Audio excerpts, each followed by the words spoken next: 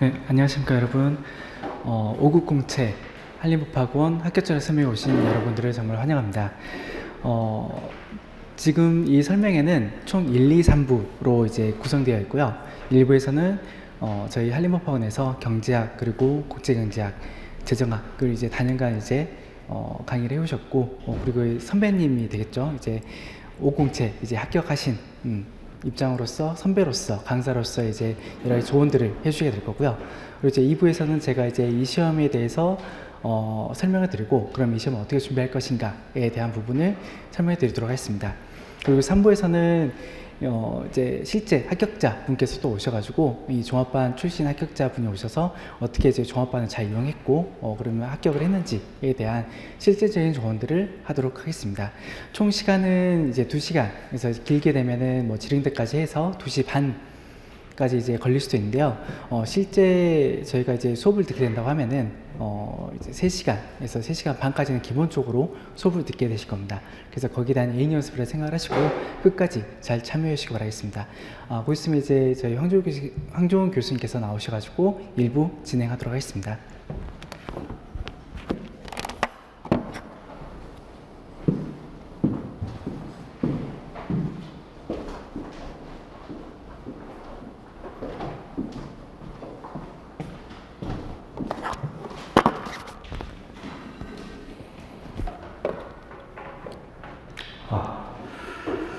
안녕하십니까. 오늘 설명회에서 이제 제가 일단 가장 앞쪽에서 설명을 좀 드리고, 그리고 나서 과장님께서 좀 더 구체적인 설명을 해드릴 거고, 그리고 합격생께서 또 여러분들 공부하시는 데 도움이 될 만한 이야기를 설명을 드릴 테니까 좀 많은 도움 받는 그런 시간 되기를 바랍니다. 일단 저는 우리 학원에서 굉장히 오랜 기간 동안 경제학, 그리고 국제경제학, 재정학, 여기 세 과목을 담당하고 있는 황종휴 선생이라고 하고요. 제가 2000년에 제 행정고시랑 입법고시에 합격을 해서 그 이후로부터 지금까지 이 학원에서 아까 말씀드린 세 과목을 이제 강의를 하고 있는 강사입니다. 그래서 일단 간단하게 제 소개는 그 정도로 마치도록 하고, 여기 오신 분들이 일단 다 5급 공채 를 준비하시는 분들이겠죠. 기본적인 정보는 다 획득을 하고 오셨을 거라고 생각을 하는데, 직렬 내지는 직류가 있죠. 일반 행정직이 있고, 재경직이 있고, 교육행정직이 있고, 사회복지직이 있고, 이렇게 세분화된 직렬 내지는 직류가 있고, 과목이 좀 다르죠. 2차 과목이 1차에 피셋으로 다 똑같은데 2차 과목이 일단 올해부터 기존의 5과목에서 4과목으로 줄어들었다는 것 알고 계실지 모르겠지만, 소위 선택 과목이 없어졌습니다. 그래서 직렬이나 직류 관계없이 필수 과목 4과목이 2차에서 진행이 되고, 그 과목은 좀 다르죠. 직렬이나 직류에 따라서. 그런데 대체로 이제 일반 행정직과 재경직으로 대별해서 설명을 드린다면, 일반 행정직 학생들이 2차에서 보게 되는 과목이 행정법, 경제학, 행정학, 그리고 정치학, 이렇게 4과목이고, 재경직은 똑같이 행정법, 경제학, 행정학인데 정치학 대신에 재정학이라는 과목을 시험을 보게 돼요. 그래서 이렇게 4과목이 필수 과목으로 들어가게 되고, 물론 교육행정직이라던가 사회복지직은 좀 과목이 다른 건 사실입니다. 어쨌든 이렇게 크게 두 가지로 대별해서 설명을 드리면, 첫째로 말씀드리고 싶은 것은, 지금 그 과목명을 들어보셔서 아시겠지만 행정법, 행정학, 정치학이라고 할게. 행정법, 행정학, 정치학은 이 교과서를 펼치면은 그냥 다 줄거리지, 그쵸? 소위 우리가 이야기하는 그 논문 과목, 행정법은 논문 과목은 아니고 법학이지만, 인데 비해서 경제학은 한 번쯤 보신 분들은 아시겠지만 교수님 교과서라든가 수험서를 펼치게 되면은 그림이라든가 수식의 문장이 많이 등장한다는 그런 차이가 존재해요. 우리가 그냥 5급 공시라고도 하고 아직까지도 행정고시라는 표현을 쓰고 있는데, 그냥 행정고시라고 표현을 해볼게요. 이 시험이 어려운 이유 중에 하나가 뭐냐면은 저 끝에 행정법이 있어. 근데 이 행정법학이라는 과목하고 성격이 굉장히 상이한 이제 수학이 되게 많이 등장하는 경제학이라는 과목이 또 저 끝에 있다는 이야기예요. 그러니까 이렇게 스펙트럼이 굉장히 넓게 흩어져 있는 과목들을 동시에 준비해야 된다는 것. 그리고 게다가 또 힘든 점이 뭐냐면은 예를 들어서 여러분들이 2025년에 1차 시험에 합격을 해. 그러면 2025년 2차 시험에 응시할 수 있죠. 그런데 2025년 2차 시험에서 합격을 하지 못하면 2026년에 1차 시험을 또 봐야 돼. 그러니까 매년 2차 시험에 합격을 하지 못하면 그 다음에 1차 시험을 또 통과해야 되는 그런 입장이기 때문에 어려운 거예요. 그래서 제가 지금 이 행정고시가 왜 어려운 시험인지에 대해서 두 가지를 말씀드렸어요. 하나는 2차 시험에서 등장하는 과목들의 성격이 너무 흩어져 있다, 상이하다는 것. 그 다음에 두 번째, 그해 2차 시험에 합격을 못하면 다음에 1차 시험을 또 통과를 해야 된다. 근데 1차 시험과 2차 시험이 성격이 너무 다르다는 것. 이래서 이제 학생들이 이 시험을 준비하는 게 굉장히 어렵게 되는 이유고, 그 다음에 이제 세 번째가 뭐냐면은 뭐 대학에서 진행하는 중간고사라던가 기말고사 같은 경우에는 범위들이 있잖아. 교수님들께서 뭐 이번 중간고사는 뭐 어디까지 해서 낼게, 뭐 기말고사는 어디까지 낼게 이런데 예를 들어서 2차 시험에서 우리가 봐야 되는 그 경제학 출제 범위는 미시경제학, 거시경제학, 국제무역론, 국제금융론 전체예요. 그러니까 어떤 파트에서 문제가 나올지를 예측하기가 어렵다는 게 이제 어려운 거지. 범위가 너무 넓다는 거. 게다가 이제 범위가 넓은데 더해서 또 우리를 힘들게 하는 게 뭐냐면은 이제 예를 들어서 이거는 뭐 비단 경제학뿐만 아니라 다른 과목에도 적용될 수 있는 내용인데, 예를 들어서 올해는 경제학 문제가 이렇게 숫자로 계산을 해서 솔루션을 찾아내는, 소위 그 해를 찾아내는 그런 류의 문제들로 다 이렇게 채워졌어. 뭐 얘는 뭐냐, 도출해라, 계산해라, 뭐 이런 문제가 났단 말이에요. 근데 내년에는 계산형 문제는 별로 없고 설명하라, 논하라, 분석하라, 이런 식으로 내가 나만의 논리를 가지고 쭉 설명을 해서 결론을 내려야 되는 그런 문제로 나올 때가 있다는 이야기죠. 행정법을 예로 들어도 마찬가지예요. 어떤 해에는 어떤 이 사례를 주고 이 사례를 가지고 풀어내야 되는, 소위 여러분들 공부해 보신 분들은 아시겠지만 그 포섭이 되게 중요한 그런 문제가 나오다가, 어떤 해에는 포섭은 전혀 필요 없이 너 이거 암기했어? 너 이거 학설 알고 있어? 이런 걸 물어보는 문제가 또 출제가 되기도 한다는 거죠. 그리고 이제 올해 예를 들어서 정치학 같은 경우에는 도대체 이 문제에 대한 답을 쓰려면 어떻게 공부해야 되는 거냐 싶을 정도로 좀 예상을 뒤엎는 그런 문제가 출제가 됐다는 거예요. 그래서 범위가 넓을 뿐만 아니라 출제되는 문제의 이 성질도 매년 이렇게 바뀌고 있다는 게 우리의 공부를 어렵게 한다는 것이죠. 그래서 제가 자주 하는 이야기가 뭐냐면은 이 시험이 우리를 힘들게 하는 가장 중요한 이유가 경향이 없는 시험이라는 거예요.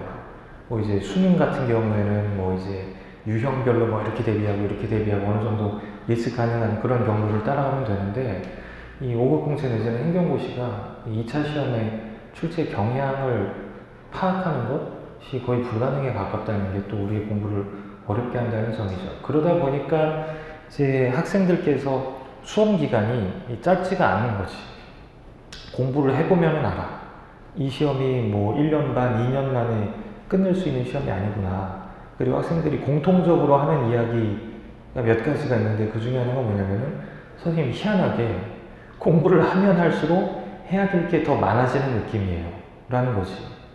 그러니까 이게 이상하다는 거지. 예를 들어서 내가 해야 될 공부가 100이면 그 중에 일단 30회 치우고, 그 다음에 30회 치우고, 그 다음에 20회 치우고, 이렇게 하나하나 이렇게 해치워 나가는 맛이 있어야 그래도 내가 이제 뭐 고지가 눈에 보이는구나, 조금만 더 하면 되겠구나, 뭐 이런 할 맛이 날 텐데, 공부를 어느 정도 하고 나서 보니까 이것도 해야 되네, 저것도 해야 되네. 그래서 했어. 하고 나서 보니까 이것도 해야 되네, 저것도 해야 되네. 그러니까 공부를 하면 할수록 내가 해야 될 것들이 이렇게 줄어드는 게 아니라 더 많아지는 이상한 느낌을 그렇게 받는다는 거죠. 그럼 그런 학생들이 이제 저한테 왜 이러는 거죠? 어떻게 해야 되는 거죠? 라고 이야기할 때 저는 그렇게 대답을 하죠. 네가 이제 눈에 보이는 그게 원래 거기 있던 건데, 너는 그동안 그게 거기 있다는 것 자체를 못 보고 있었던 거다. 왜냐면 그걸 볼 만한 어떤 시야가 형성이 안 돼 있었으니까. 그러니까 공부를 하고 나서 보니까 뭔가 보이기 시작하는 거지. 그래서 긍정적으로 해석을 한다면 그런 게 거기 있다는 것조차도 내가 모른 채 공부를 하다가 이제 그런 게 거기 있다는 걸 이제 알아냈다라는 걸로 생각을 할 수도 있겠죠. 그러니까 이건 이제 어떻게 해석하느냐에 따라 다른데 우리의 공부를 어렵게 하는 측면으로 해석을 한다면 이게 하면 할수록 해야 될 게 더 많아지는 그런 공부이기 때문이다. 우리를 어렵게 하는 게. 그 정도로 말씀드릴 수 있을 것 같아요. 그래서 이제 보통 이 매년 합격을 한 학생들에게 뭐 조사를 해보면 평균 수험 기간? 이제 내가 그야말로 이 시험 공부를 해야 되겠다라고 마음을 먹고 합격하기까지 소요되는 시간이 있지 않습니까? 이게 이제 정확하게 산출은 안 되겠지만 보통 이제 우리끼리 이제 이 수험가에서 하는 이야기는 한 3년 정도라고 해요.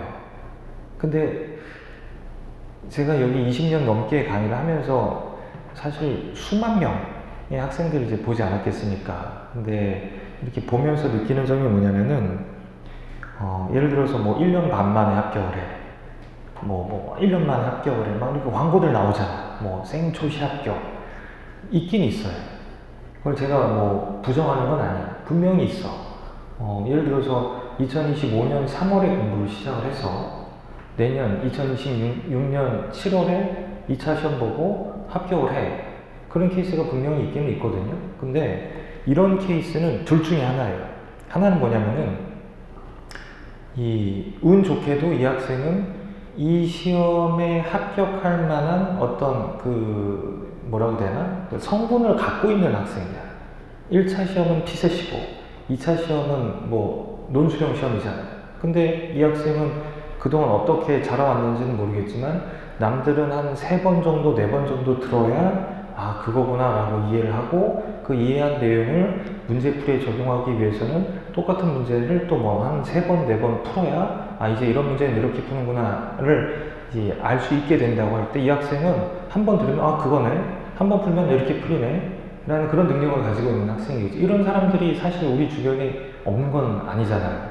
이런 학생들 제가 이제 봐오기도 했고, 근데 뭐 이 비율로 이야기를 한다면 이런 학생들은 뭐 제 경험상 1000명에 한두 명 정도이고, 두 번째, 어떻게 그렇게 뭐 1년 반 만에 합격을 하는 결과가 나올 수 있습니까? 라고 한다면 이 학생이 사실은 고시 공부를 시작한 게 뭐 올해 봄이고 합격을 하는 게 내년 여름이라고 하더라도 이 학생은 이제 이 고시 공부에 필요한 배경 지식, 예를 들어서 아까 말씀드린 2차 과목들 있잖아요. 행정법, 행정학, 정치학, 경제학과 관련된 이 과목 이수를 대학 다니면서 많이 해두는 거죠. 대학 다니면서 행정학도 들어두고 정치학도 들어두고 행정법도 들어두고 경제학도 들어두고, 그게 애초에 이 학생이 나는 행정고시를 준비해야 돼, 그러니까 미리 대학 다닐 때 교수님 수업을 들어두자 라는 전략적인 접근이었을 수도 있겠지만, 뭐 아니면 그냥 나는 행정학이 뭔지 궁금해서, 정치학이 뭔지 궁금해서, 뭐 행정법이 뭔지 궁금해서 이렇게 들어두었을 수도 있는 거죠. 근데 그 이유가 어디든 간에 이 대학을 다니면서 이미 이 관련 과목을 수강을 하거나 이수한 케이스, 이 두 번째, 이 둘 중에 하나더라고요. 그러니까 소위 여러분들께서 이야기하는 그 똑같은 노베아, 제로 베이스. 그래서 요 이 땅 해서 공부를 시작해. 제로 베이스에서 이 시험을 1년 반 만에 끝낸다? 사실 제가 경험해 봤던 것에 비춰보면 없어요. 예전에 뭐 이런 일이 있었어. 그 학생이 이제 예전에 뭐 구체적으로 말씀드리긴 어려우니까 이제 시험에 합격을 했단 말이에요. 근데 되게 많이 이렇게 회자가 됐었어요. 그때 몇 개월 만에 합격한 학생 뭐 이렇게 해갖고 막 이 회자가 됐었는데, 결론적으로 말씀드리면 아니에요. 제가 이 학생을 본 기간이 그보다 길거든. 근데 어째서 이 학생의 수험 기간이 이렇게 짧게 막 일종의 막 선전 문구처럼 사용됐는지는 모르겠는데, 거기 나와 있는 뭐 6개월, 1년 만에 합격 뭐 이렇게 나오잖아. 근데 제가 이 학생을 본 건 분명히 그 기간보다 길었어. 그러니까 이 학생은 이제 이야기를 할 때 그 전 기간은 내가 제대로 공부를 하지 않았던 기간이라고 산출을 했겠죠. 그래서 이때부터가 내가 본격적으로 고시 공부를 시작한 거예요. 뭐 이렇게 산출했을 가능성이 있는데, 어쨌든 3년 정도 걸린다는 거예요. 정말 내가 마음먹고 이제 공부를 시작하겠다 라고 해서 합격하기까지. 그래서 여러분들 여기 앉아 계신 분들 일단 여러분들은 올해 3월에 공부를 시작을 하셨어야 돼요. 근데 지금 7월에 오셨단 말이에요. 올해 3월에 공부를 시작한 학생들에 비해서 당장 이제 다음 주 월요일날 일순환 수업을 시작을 하는데 공부한 기간이 3월, 4월, 5월, 6월 4개월이 뒤쳐진 거거든요. 그러니까 여러분들은 이미 달리기 시작한 말 위에 따라가서 올라타야 되는 그런 입장이라고 생각을 하고 공부를 하셔야 되는데, 자, 일단 올해 7월부터 공부를 시작한다고 해봐요. 올해 7월부터 공부를 시작을 해서 내년 3월에 1차 시험 있잖아. 이거 합격을 해야 내년 2차 합격할 거 아닙니까? 그럼 이게 그냥 생각하기에도 가능할 것 같아요. 그렇게 뭐 예를 들어서 만 1년 만에 합격할 만한 시험이면은 여러분들은 여기에 오지도 않았을걸요. 뭐로 그렇게 중요하게 생각을 하겠어. 만 1년 만에 합격할 수 있는 시험이면 그냥 집에 앉아가지고 어떻게 준비하는 시험인가 그래서 뭐 인터넷으로 교과서 주문하고 뭐 인강 접수하고 이렇게 해서 보면 되는 시험이지. 근데 그런 시험이 아니거든. 그래서 예를 들어서 이제 내년 1차에 여기 앉아 계신 분들 중에 내년 1차에 합격할 수 있는 사람은 그렇게 많지 않을 거예요. 이제 공부를 시작하신 분들이라고 하면. 그럼 이제 내년 1차에 합격을 못하면 내년 2차 시험장에 못 들어가잖아. 자, 그러면은 2027년 1차 시험에 합격을 한다고 해봐요. 그게 제일 베스트야. 지금 여러분들 입장에서. 여러분들을 무시하는 게 아니라 제 경험에서 우러나는 이야기. 2027년 1차 시험에 합격을 해요. 그럼 2027년 2차에 들어갈 거 아니야. 6월 말 7월 초에. 그럼 그게 처음 들어가는 2차 시험이겠죠. 한 번도 본 경험이 없는 2차 시험장에 처음 들어가고 합격하는 점수를 얻어낸다? 저는 좀 냉정하게 이야기하면 보이지 않는 넘기 어려운 초시의 벽이라는 게 있다고 이야기를 하는 사람이에요. 한 번도 내가 경험해보지 못했던 2차 시험장에 들어가서 거기서 합격할 만한 답안을 써낸다? 이건 굉장히 어려운 일이거든요. 그럼 그 전까지 제가 그래도 뭐 학원에서 2차 시험 모의고사도 보고 뭐 공부도 하고 스터디도 하고 답안을 많이 써보는데 그게 불가능한가요? 그냥 앉아서 답안 쓰고 앉아서 문제 푸는 거랑 실제 시험장에 들어가서 감독관이 서 있는 상황에서 옆에서 막 답안 쓰는 상황에서 여러분들 답안 쓰는 거랑 완전히 달라요.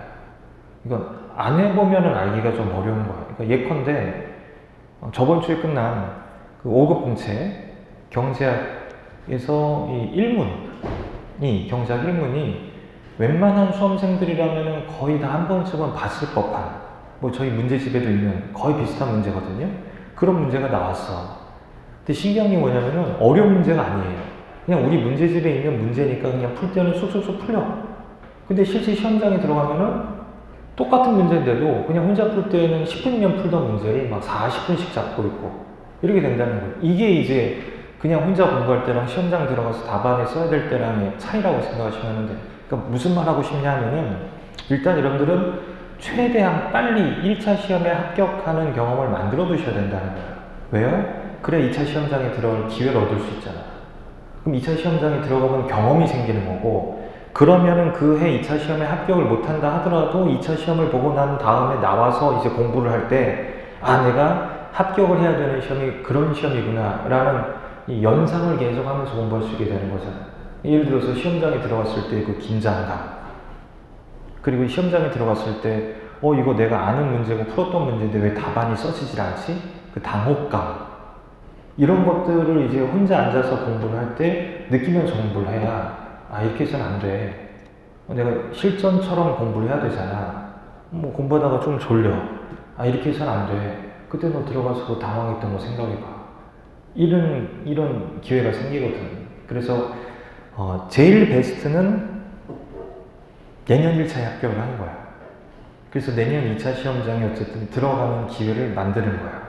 그래서 내가 어떤 시험에 합격을 해야 되는지를 체득을 하는 거야. 그러면 이제 2026년 하반기를 어떻게 보내야 될지가 계획이 세워질 거예요. 그러면은 2017년 1차, 2027년 2차에 합격을 하는 게 지금으로서는 베스트란 이야기.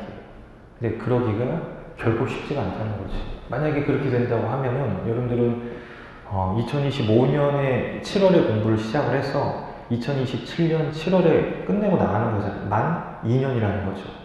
이런 학생들은 한 100명에 10명 정도 돼요. 제가 여러분들 겁주는 게 아니야. 여러분들, 이거 해보면 됩니다. 일단, 뭐, 종합반 접수하시고, 인강 끊고, 뭐, 그러세요. 이렇게 하는 게 낫잖아요. 근데 이게 쉬운 시험이 아니라는 이야기예요. 그러니까 제가 하고자 하는 이야기를 좀 요약을 하면, 쉬운 시험이 아니다. 그러니까 하지 말라는 거야, 하라는 거야. 잘 판단하셔서 하기로 결정한다면 이 마음을 강하게 먹고 해야 된다는 거예요. 일단 이거 하다가 한 2년쯤 하다가 내 능력상 안 되는데, 나랑 좀 안 맞는데? 라고 해서 진로를 바꾸려고 하잖아요. 그럼 여러분들이 2년 동안 여기에 쓴 시간과 돈과 체력과 여러분들의 청춘은 매몰비용이에요, 매몰비용.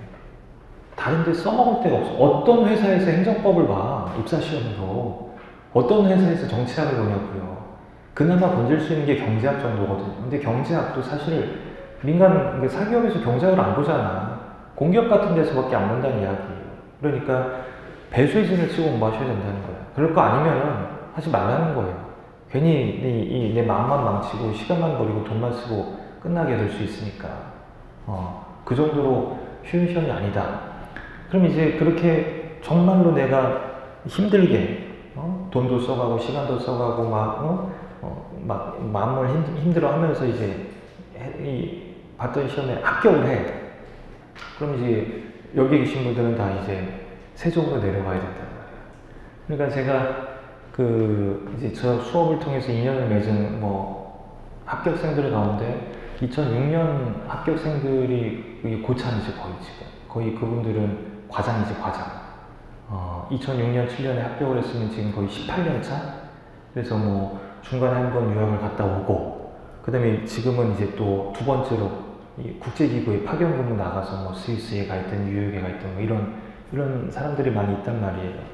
근데 그런 분들로부터 시작을 해서 이제 갓 합격을 해서 사무관 2년 차, 3년 차, 엊그제도 이렇게 모이고 그랬는데, 그런 이제 새내기 사무관들 이렇게 보잖아. 그러면은 이 패턴이 있어. 합격을 하고 난 다음에 한 1년 차, 2년 차에 이제 거의 예상했던 그런 반응들이 와서 너무 힘들어요. 제가 겨우 이런 일을 하려고, 진짜로 제가 겨우 이런 일을 하려고 그렇게 이렇게 힘들게 공부했는지 참 좀 마음이 심란하네요. 막 그래. 그래서 어떻게 하고 싶은데, 그러면 모르겠어요. 저한테 이제 뭔가 이렇게 대답을 원하는 거죠. 그럼 이제 제가 그렇지. 그만둬. 그럼 이제 그만두면 뭐해? 그럼 나도 모르지 마. 그러니까 그만둬도 할 일이 없는 거야. 근데 왜 합격을 하고 나서 이런 심란한 마음이 한 3, 4년 차까지 드느냐 하면은 그게 둘 중에 하나예요. 하나는 뭐냐면은 일이 너무 힘들어. 맨날 막 일찍 퇴근하면 10시 반에. 늦게 퇴근하면 막 1, 2시. 근데 아침에 출근 시간은 똑같이 8시. 막 이러니까 이 몸이 너무 힘든 거예요.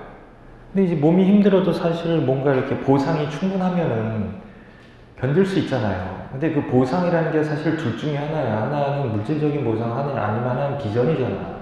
공무원에게 비전은 뭐겠어요? 승진이잖아. 근데 이게 둘 다 결여되어 있으면 버티기가 힘든 거지.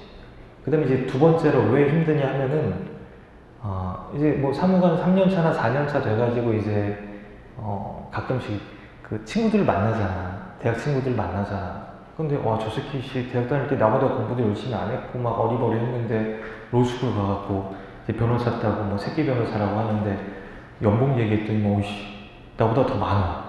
나는 벌써 4년차, 5년차고, 쟤는 이제 2년차, 1년차 변호사인데, 연봉이 나보다 많아. 이러니까 이제 흔들리는 거지. 대부분이 둘 중에 하나더라고요.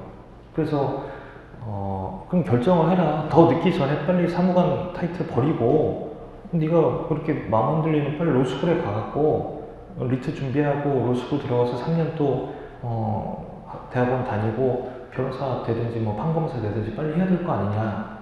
근데 이제 또 그러기에는 이미 나이가 그렇잖아요. 사무관 4년차, 5년차, 3년차는 거의 30 아니면 30 넘어가거든요. 남자들은 군대 갔다 오고. 그러니까 이러지도 저러지도 못하는 거야. 그러다가 이제 그 와중에 과감한 결단을 내리고 그냥 나가서 로스쿨 들어가는 사무관들도 있고, 아니면은 이게 버텨. 근데 이제 제가 하나의 그 또 패턴을 발견한 게 뭐냐면은, 이런 볼멘 소리가 5년차 넘어가면서부터는 안 생기더라고요. 그러니까 이제 예를 들어서 저희 조교들도, 이게 조교를 해줬던 그 사무관들도 이렇게 이 히스토리가 있단 말이에요. 그러니까 가끔씩 이제 뭐 그 고참, 그 다음에 뭐 이제 중참, 그 다음에 뭐 신참 이렇게 만나갖고 뭐 고기 먹고 밥 먹고 그럴 때 보면은 이쪽은 이제 여유가 있어. 이쪽은 이제 힘들어 그러면 이제 이쪽에서 해주는 이야기가 뭐냐면, 그땐 다 그래. 그러니까 좀 버텨봐. 아니 이제 들어온 지 2년차 3년차밖에 안 된 사무관한테 무슨 업무를 맡겨요. 어떤 한 기업의 업무도 아니고 이 정부의 업무인데, 그러니까 맡기는 것도 말이 안 되는 거고 맡기지 않는 게 더 바람직할 수도 있는 거예요. 근데 이제 시간이 흐르면서 이 사무관들은, 위에 선임 사무관들이 어떤 일을 하는지를 보고 배울 거고, 과장님들이 어떤 일을 하는지를 보고 배울 거고, 감히 이제 뭐 국장님은 아련하기도 어려운 존재니까 뭐 보고 배우긴 어려운데, 이렇게 뭔가 경험이 쌓이는 거지. 그러면서 이제 서서히 5년 차쯤 되면은 이게 맡겨지는 일이 생기더라고. 그럼 뭔가 자기가 이렇게 일을 해보고 성취도 하고, 자기가 만든 어떤 뭐 정책이나 제도까지는 아니어도 자기가 참여한, 그래서 뭐 요 부분은 내 아이디어가 반영이 됐다 뭐 이런 것들을 느끼면서 보람을 느끼기 시작하고, 이제 부처마다 다르지만은 뭐 한 빠르면은 8년 차부터 뭐 늦으면은 한 12년 차까지, 그 여러분들 알고 계시면 유학 기회가 온단 말이에요. 그럼 이제 유학을 가면은 거기서 또 한 번 이제 이 갈등하는 시간이 오더라고요. 거의 모든 사무관들이 그렇더라고요. 왜냐면은 이제 유학 간 사무관들한테 이 오퍼들이 들어와. 소위 우리가 이야기한 민간 기업들에서 뭐 이렇게 이직을 한번 해보시지 않겠습니까? 그럼 이제 그것 갖고 고민을 저랑도 되게 많이 하거든. 어떻게 하는 게 좋을까요, 선생님? 뭐 어떻게 하기는 네가 결정해야 되는데, 그러니까 뭐가 갈등이 생기느냐 하면은 이제 두 가지지. 하나는 뭐냐면은, 내가 이 민간 기업의 오퍼를 받고 나가면은 당장 연봉은 확 뛰어요. 뭐 구체적인 액수는 제가 말씀드리기 어려운데, 그냥 평상으로 안 모시고 가지. 되게 이게 높은 그런 직책을 준단 말이야. 그러면은 연봉이 확 뛰어. 근데 가만히 생각을 해보면 이들이 나를 필요로 하는 이유가 뭘까? 그리고 내가 이 회사로 이직을 하면은 얼마나 오랜 시간 동안 이 회사를 다닐 수 있을까? 이런 것들이 이제 고민스러워지는 거고, 이제 또 하나는 뭐냐면은, 내가 그냥 이 공직에 남았을 때, 이 앞으로의 내 라이프 사이클, 내 경력은 어떻게 될까? 뭐 이런 것들이 이제 형량이 되는 거죠. 비교가 되는 거잖아. 근데 뭐 제가 이렇게 친하게 지내는 뭐 사무관이라든가 서기관들은 다 뭐 저랑 성향이 비슷해서 그런지 모르겠지만, 아직까지는 관두고 이직한 사람은 없어요, 제 주위에. 뭐 한 달에 걸쳐서는 선생님 이번에 뭐 우리 과장님이 어디로 가셨어요, 뭐 이런 이야기를 듣긴 하는데, 직접적으로 선생님 제가 이번에 이직하기로 했습니다 라는 소식을 들은 적은 없어, 지금까지. 그러니까 말하고자 하는 게 뭐냐면은, 요즘 보통 그 여러분들이 준비하는 행시가 저점이라고 하잖아. 이유가 크게 두 가지예요. 하나는 뭐냐면은 세종으로 갔다는 거, 오케이? 그리고 또 하나는 월급이 적다는 거. 근데 공무원 월급이 삭감되진 않았거든. 뭐가 문제냐면은 이 프라이빗 섹터 보수가 너무 빠른 속도로 증가했다는 거. 이게 불과 한 5년밖에 안 됐어요. 소위 그 테크 붐이 일어나면서부터 이제 소위 그 개발자들을 중심으로 해서 몸값이 어마어마하게 올라갔잖아. 그러니까 이 상대적으로 공무원 보수가 늘어나고는 있는데, 그 속도가 이 민간 부문하고는 비교할 수 없을 정도로 느려진 거고, 이제 한 4년, 5년 지나고 나서 보니까 이 갭이 커져 있다는 이야기죠. 근데 결국 내가 가치를 어디에 두느냐에 따라 이게 결국 선택의 문제가 되는 거예요. 예를 들어서 정말 제가 이렇게 뭐 학원 강사, 일기 학원 강사에 불과하지만, 여러분들은 되게 큰 꿈을 갖고 공부하는 분들도 있잖아. 그냥 냉정하게 이야기해서 저 스펙도 없고 학벌도 안 좋고 뭐 준비해 놓은 것도 없는데 아직 남아있는 유일한 블라인드 시험이 이건 것 같아갖고 이걸 한번 해보려고요. 제가 대학 다닐 때 너무 그냥 놀기만 해서 취업을 하려고 하니까 할 게 없네. 이런 분도 있지만 지금 저는 진짜 이 일을 하고 싶어요. 이런 학생들을 저는 더 많이 봤거든요. 이 시험을 준비하는 학생들이라면. 그러니까 그런 학생들은 들어가서 버텨요. 진짜 제가 주로 만나는 그 사무관이나 서기관들이 다 뭐 국세청이라든가 기재부라든가 아무래도 재경직이 친하니까 그러면은요. 그러니까 예를 들어서 뭐 저녁 식사를 하러 이렇게 만나잖아. 6시 반이든. 그럼 이제 반차를 쓰고 와야 되잖아요. 세종에서. 와, 여기 식당에 와. 그럼 참 이게 마음이 뭔가 좀 약간 이게 애잔하다고 해야 되나. 그게 뭐냐면은 그 셔츠의 소매 끝에가 이렇게 막 때가 타 있어. 그다음에 이 카라에 막 때가 타 있어. 그럼 이제 보면서도 옷 좀 빨아입고 다녀야지 이렇게 말할 수가 없는 게 그 사무관은 그걸 모르겠냐. 알면서도 둘 중에 하나지. 그걸 할 시간이 없는 거. 나는 나한테는 그게 중요한 게 아니야. 일이 중요하니까. 그러니까 그런 식으로 사는 거예요. 그러니까 이런 사람들은 버텨요. 버틴다는 표현이 좀 그렇지만 그 조직 안에서 이렇게 성장을 잘해. 근데 그게 아니라 아까 말씀드렸다시피 나는 뭐 별다른 스펙도 없고 소위 이야기하는 뭐 민간기업 들어가기에는 자꾸 뭐 자기 속에서 쓸 이야기도 없어서 면접에서 자꾸 떨어지고 그런 거 없는 행시 한번 해보자 라고 해서 붙는 학생들도 있어요. 근데 결코 많지는 않아. 일단 이런 분들은 내가 하고 싶어서 하는 일이라기보다는 직업을 위해서 한 거잖아. 먹고 살 방법을 위해서. 근데 이런 분들은 오래 못 가더라고. 너무 힘드니까. 내가 뭐하러 이런 일을 하고 있어야 돼? 막 보고서 쓰면은 위에 과장님이 와가지고 야, 폰트가 이게 뭐냐? 자간이 이게 뭐야? 뭐 글자 크기 막 이런 거 다 지적을 한단 말이야. 와, 씨, 내가 이런 것까지 신경을 써가면서 해야 되나? 뭐 이런단 말이죠. 그러니까 이제 요지는 뭐냐면은 마음을 독하게 먹고 해야 된다는 거예요. 수업 시간에도 하는 이야기야, 제가. 뭐냐면은 여러분들이 고3 때 얼마나 공부를 열심히 했는지는 모르겠어. 재수한 분들도. 그때 내가 열심히 했다고 느끼는 정도 있잖아. 그 시절에. 그때 이 정도로 열심히 했지. 그거에 2배 정도 열심히 하면 붙어요. 2배. 선생님, 근데 제가 고3 때 하루에 한 12시간씩 공부했는데, 그걸 2배면 24시간 공부하는, 그게 아니라, 그 고3 때 내가 정량적으로가 아니라 정성적으로, 내가 그때 이 정도로 했었잖아. 그거에 2배 정도 열심히 했는데, 쉽게 해서 어렵겠어. 어렵지. 그때도 열심히 했는데, 그거보다 2배 열심히 하면 붙는다니까. 어떻게 하라는 거냐. 왜 어렵냐면요. 고3 때는요, 내가 해야 될 것들이 이렇게 정해져 있잖아. 문제집도 있고, 뭐 학원도 있고, 그리고 이제 속된 말로 엄마가 이 학원 가라고 이 학원 가고, 친구들이 저 학원 다닌다면 저 학원 다니고, 이랬단 말이야. 그리고 내가 학원을 갔는지 땡땡을 쳤는지 학원에서 전화도 오고, 엄마가 데리러 오고, 막 이러니까, 소위 나를 통제하는 어떤 외부 통제 기제가 있었단 말이에요. 근데 여러분들이 고시 공부를 하겠다고 마음을 먹는 순간, 여러분들이 오늘 하루를 얼마나 열심히 치열하게 채웠는지를 누가 못 봐. 사실 그렇잖아요. 예를 들어서 집에서 통화한다고 해볼게요.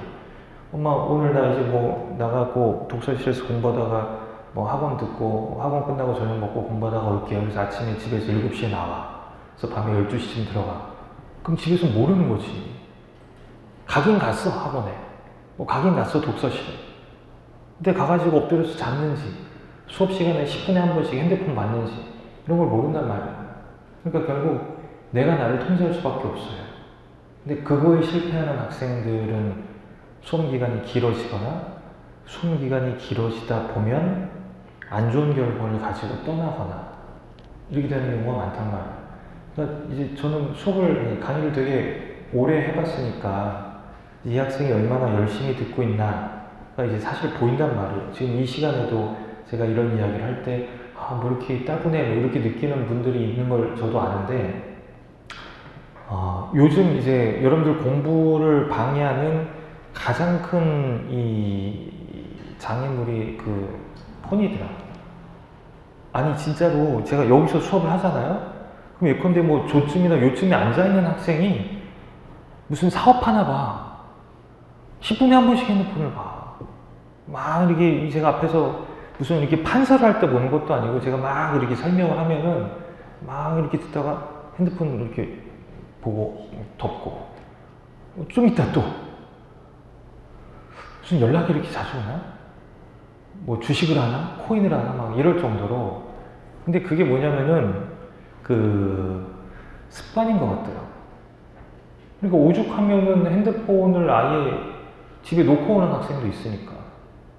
근데 차라리 그 학생은 자기를 잘 진단을 한 거고 방해 요소를 자기가 스스로 이렇게 제거하겠다는 이야기잖아요. 그리고 그 수업 시간에 와서 4시간 내내 졸려가는 학생이 있어요. 왜 저렇게 졸지? 저는 그 이유는 별로 궁금하지 않아요. 그냥 집에서 편하게 자면 되는데 돈 내고 여기 가서 눈치 봐가면서 누워서 자면 얼마나 편해. 엎드려 자냐. 그러니까 이야기를 하죠. 그러지 말고 그냥 집에 가서 주무시라. 근데 또 한편으로는 그래도 해보겠다. 나온 거잖아. 근데 여기 누구는 해보겠다고 나온 사람 아닌 사람이 있어? 그러니까 처지는 거예요. 그러니까 제가 아까 말씀드렸잖아. 그 천성적으로 남들은 한 3번씩 들어야 이해가 되는 내용을 한 번 딱 뜨고 이해하는 능력을 가진 사람이 있어요. 있어. 어쩔 수 없잖아. 그건 인정해야 돼. 근데 그런 거 말고는요. 자, 잘 생각을 해봐. 아까 평균 수험기간이 3년이라고 말씀드렸죠. 거의 다 비슷한 시간을, 거의 다 비슷한 교재를 가지고 거의 다 비슷한 강의를 듣고 그 시험장에 들어가요. 시험장에 들어가면은 그 시험장 들어가서 보면 손에 쥐고 보고 있는 교재 거의 비슷해요. 이거 아니면 저거 둘 중에 하나, 뭐 셋 중에 하나란 말이야. 그럼 특출나게 뛰어난 지적 능력을 가지고 있거나 특출나게 열등한 지적 능력을 가지고 있는 사람이 아닌 이상 도토리 키재기야. 제가 저는 이제 이 행정고시 2차 시험에 떨어져 본 경험이 있는 사람이거든요. 근데 저희 때는 6과목이었어요. 6과목이었는데 600점 만점이죠. 제가 떨어지고 나서 점수를 열어봤는데 총점 3점 모자랐어요. 총점 3점. 총점 3점이면 평균 몇 점이에요? 0.5점이고 총점 3점이요. 3과목에서 1점씩만 더 받아도 컷으로 붙을 수 있는 점수잖아요. 아니면은 과목당 1점씩만 더 받아도 총점이 6점이 높아지는 거고 합격할 수 있잖아요. 그럼 저는 과목당 1점씩을 더 받을 수 있는데 그걸 못해갖고 떨어진 거잖아요. 그쵸? 그 당시에는 되게 억울하고 분하고 그랬어. 아씨, 과목당 1점씩만 더 받았어도 내가 문 닫고 합격을 할 수는 있었는데. 근데 나중에 그때는 지금처럼 무슨 점수 통계가 나오고 이런 시절이 아니었거든. 25년 전이니까 그냥 다 아름아름 해갖고 넌 몇 점이냐, 넌 몇 점이냐 이렇게 해서 알게 되는데 알고 보니까 다 그렇게 떨어져요. 총점 3점이면 떨어질 만한 점수야. 왜냐면 그 컷 부분에 대다수의 학생들이 몰려 있으니까.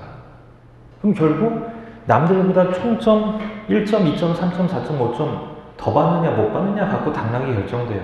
물론 이제 저기 수석하는 학생들, 뭐 차석하는 학생들이야 논외로 하고 대부분의 학생들이 그렇게 얼마 안 되는 점수 가지고 당락을 경험하게 된다는 이야기잖아요. 그러면 이제 우리의 관건은 뭐냐면은 어떻게 하면 과목당 1점씩 더 받아서 어떻게 하면은 평균 1점을 올리겠느냐. 그것 갖고 싸우는 거예요, 사실. 그것 갖고. 비슷한 시간을 비슷한 교재를 가지고 비슷한 강의를 듣는데 누구는 쫙 앞서가고 누구는 저 뒤에 뒤쳐져 있고 이러지 않을 거 아닙니까? 아까 뭐 말씀드린 대로 와서 맨날 자는 학생, 맨날 핸드폰 보는 학생 이런 학생들은 어차피 못 따라가, 사실. 다들 이렇게 쌍심지를 켜고 열심히 하는데. 그러니까 결국에는 그렇게 치열한 시험이라는 거예요. 그래서 여러분들 이 시험을 하기로 마음을 먹으면 정말 내가 이 시험을 시작을 했는데 예를 들어서 2년이고 3년이고 후에 결과가 불합격이다. 그럼 2, 3년은 여러분들 인생에서 사실 지워져요. 냉정하게 말할게요. 이 시험 공부를 하다가 결국에는 3년이고 4년이고 했는데 안 되는 학생들이 있겠죠. 냉정하게 이야기하면 100명 중에 10명도 못 보는 시험이니까. 그럼 그 학생들은 이제 뭔가 플랜 B로 가야 될 거 아니야. 근데 이미 4년, 5년이 지났어. 나이는 30이 넘었어. 여러분들이 가고 싶어하는 대기업에서 왜 뽑아줘? 그 사이에 이 회사에서 인턴한 학생들 여기저기 막 활동 다양하게 한 학생들이 있는데 그럼 결국 남는 대부분의 선택지가 공기업이란 말이에요. 근데 요즘은요, 공기업이 이런 소위 우리가 이야기하는 고시를 준비하다가 안 돼서 가는 그런 데가 아니야. 아예 대학 들어가면서부터 그 공기업을 준비하는 학생들이 있어요. 그리고 그 학생들은 근데 그 공기업에서 보는 시험 과목만 계속 하잖아. 근데 여러분들은 행정법도 하고 행정학도 하고 정치학도 하다 거기 가는 거잖아. 근데 거긴 행정법, 행정학, 정치학이 없거든. 경제학 가지고 당락을 결정하게 된단 말이야. 그러니까 또 거기 경쟁에서 살아남기가 쉽겠냐는 거지.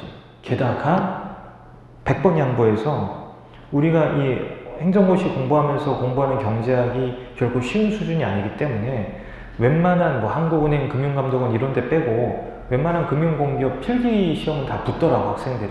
근데 어디서 떨어지는 그 면접에서 떨어져. 왜냐면 그 자소서에 뭐가 쓸 게 없는 거야. 근데 예전에 제가 한번 들었던 인상 깊은 이야기인데, 선생님 저 이번에 그 어디 면접 보러 들어왔는데, 야 근데 여기 네 쓴 자소서를 보니까 몇 년도 몇 월부터 몇 년도 몇 월까지가 비던데 이거 뭐야? 뭐 아팠어? 그랬대, 면접관이. 이 학생이 순간 어떻게 대답을 해야 되지? 라고 고민을 많이 했다는 거예요. 거짓말을 할까? 아니면 그냥 있는 그대로 고시 공부했다고 할까? 왜냐면 고시 공부하다가 왔다 가면 좋아하겠어, 싫어하겠어? 좋아하진 않거든. 얘가 뭔가 안 돼갖고 여기 오네구나 뭐 이렇게 생각할 테니까. 근데 그냥 딱 하나고 얘기했대. 저 그때 고시 공부했는데 뭐 안 돼서 왔다기보다는 뭐 아닌 것 같아. 저랑 안 맞는 것 같아서 이렇게 돌렸습니다. 그럼 붙긴 붙었어. 요즘은 그렇게 안 돼. 이 비는 시간이 생긴단 말이야. 그러니까 여러분들 진짜 목숨 걸고 해야 돼요. 그리고 여기 오신 분들은 일단 전 부러워. 여기 오신 분들. 왜냐면은 이게 오셨다는 건 그래도 뭔가 뭐 학원에 다닐 만한 여건이 되거나 뭐 이제 부모님이랑 같이 올 수도 있고 뭐 그랬다는 거죠. 저는 공부할 때 뭐 학원은 언감생심 생각도 못했고 책 살 돈이 없어갖고 누가 책을 사면은 그 책 다 읽기를 기다렸다가 같이 스터디하는 형들이나 그거 다 본 거 같으면 형 저 좀 빌려달라고 이렇게 보고 했거든요. 그러니까 공부를 하다가 뭔가 이렇게 내가 이 공부를 왜 하고 있지? 오늘 공부 되게 안 되네. 뭐 이렇게 사실 그럴 때가 있잖아. 근데 이제 그럴 때 그래도 내가 우리나라에 뭐가 돼서 뭐 이런 거창한 거 말고 그냥 엄마 아빠 생각하면 돼.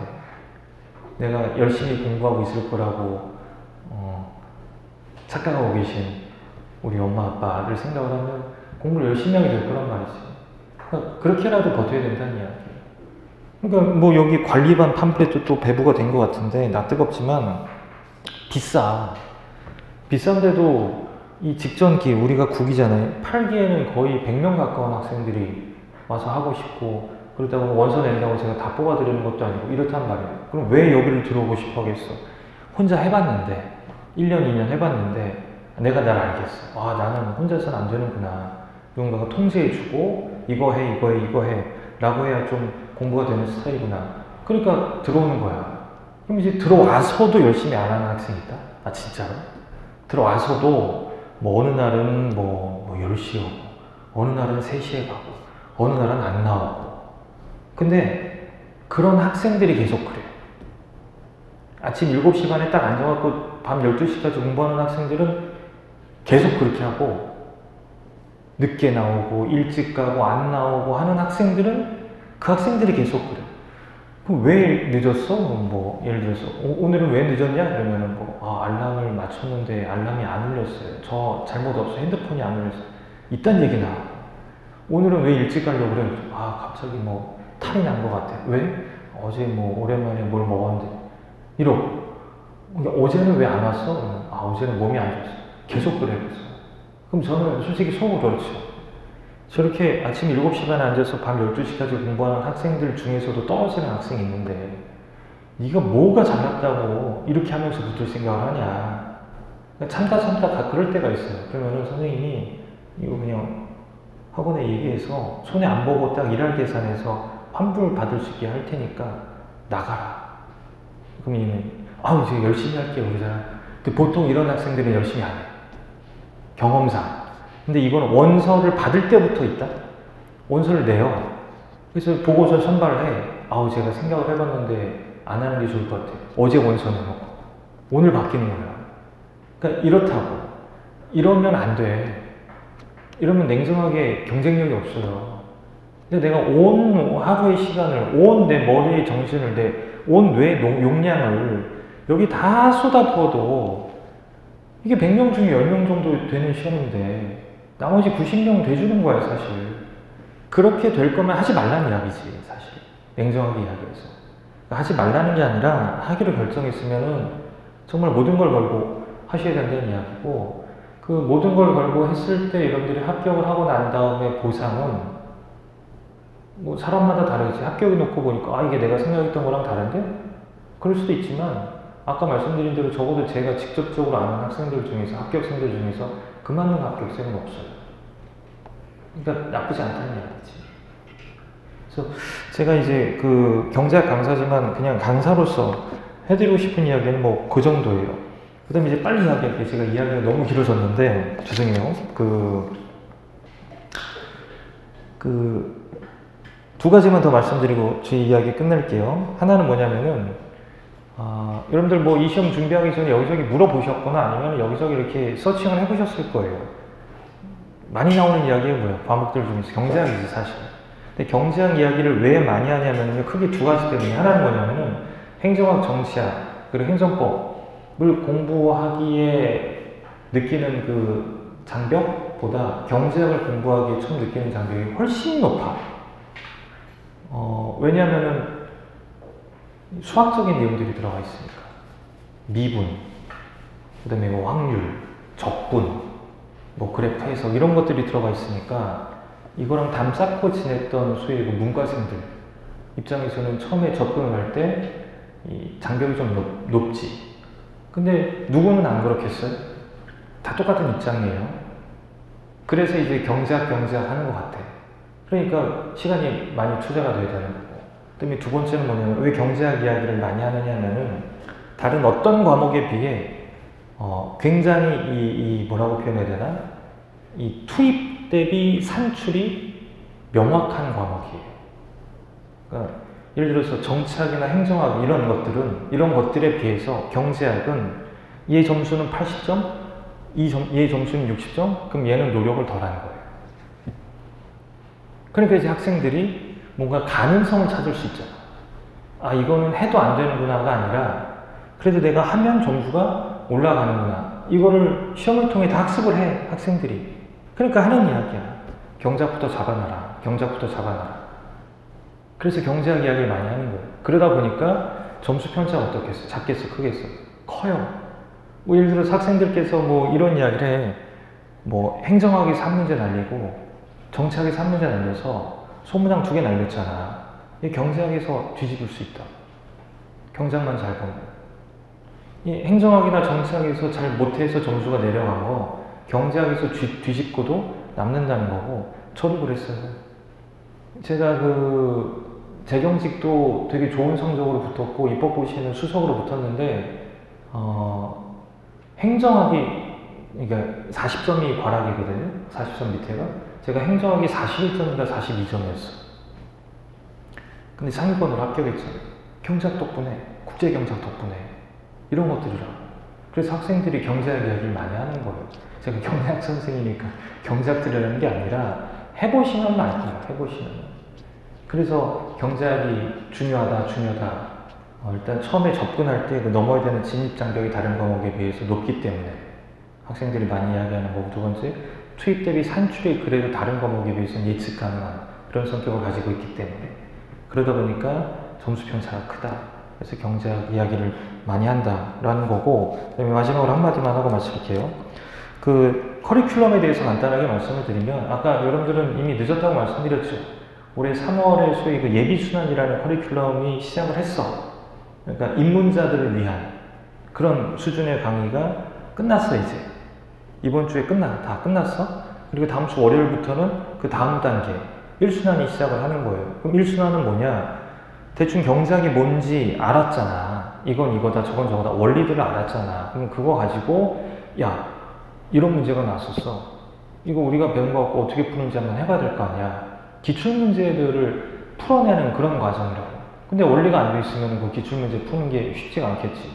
그래서 그럼에도 불구하고 이제 7월에 들어오는 학생들이 있기 때문에 예를 들어서 예비순환에서 다루는 주제가 이 정도라면 요거는 이제 제껴두고 그 위에 또 하나의 블록을 얹는 건 아니야. 예비순환이 이 정도면은 이렇게 교집합이 생기게끔 해서 너무 기초적인 건 생략을 하겠지만 우리가 예비순환에서 배웠던 내용을 조금 더 심화하는 과정에서 복습을 하게 돼요. 그러니까 그건 다 여러분들처럼 좀 늦게 들어온 학생들을 위해서 하는 일이 된단 말이에요. 근데 그 1순환이 이제 이렇게 쭉 진행이 돼서 10월 말에 끝나. 그럼 이제 11월 초에 2순환이 시작을 해요. 그때 이제 데이터 문제만 푸는 거야. 예비순환 1순환 때 이론 이야기 많이 했으니까 이제 문제 미시 500개, 거시 500개, 통틀어 1000개. 우리 연습책이라는 거 한번 검색해 보시면 아시겠지만 미시 500문제, 거시 500문제 이 정도 돼요. 그럼 이제 그걸 막 풀어 제끼는 거야. 근데 이걸 풀어 제끼는 와중에 점점 1차 시험이 다가오잖아. 그러니까 그때 이제 힘들겠지. 그래서 1차를 3월에 보잖아요. 그럼 3월에 1차를 보고 나서 6월 말에 2차니까 4개월 정도 되거든요. 이때 이제 달려야지. 그때 이제 3순환이 또 시작을 해요. 3순환은 특징이 뭐냐면은 매일매일 1시간씩 모의고사를 봐요. 전 과목에 걸쳐서. 그러니까 매일매일 1시간짜리 모의고사를 보면서 수업을 듣고 문제를 푸는 거예요. 그러니까 얼마나 힘들겠냐고. 근데 그 4개월 진짜 그냥 시체가 되더라도 내가 다 쥐어짜서 공부를 해서 합격할 수 있으면 합격을 해야지. 그런 마인드로 달리는 그런 식이라고 생각을 하시면 돼요. 그래서 예비순환, 1순환, 2순환, 3순환 뭐 요렇게 대강 진행이 된다는 거 알고 좀 공부에 임하셨으면 좋겠다는 이야기.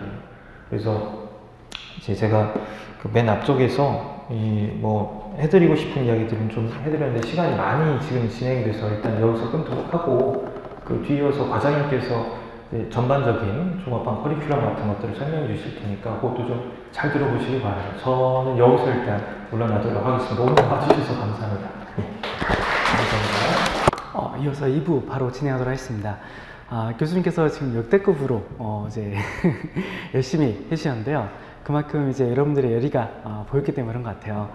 현실적인 조언들을 많이 해주셨어요. 그래서 제가 덕분에 그런 부분들을 이제 빨리 생략을 하고 진행하도록 하겠습니다.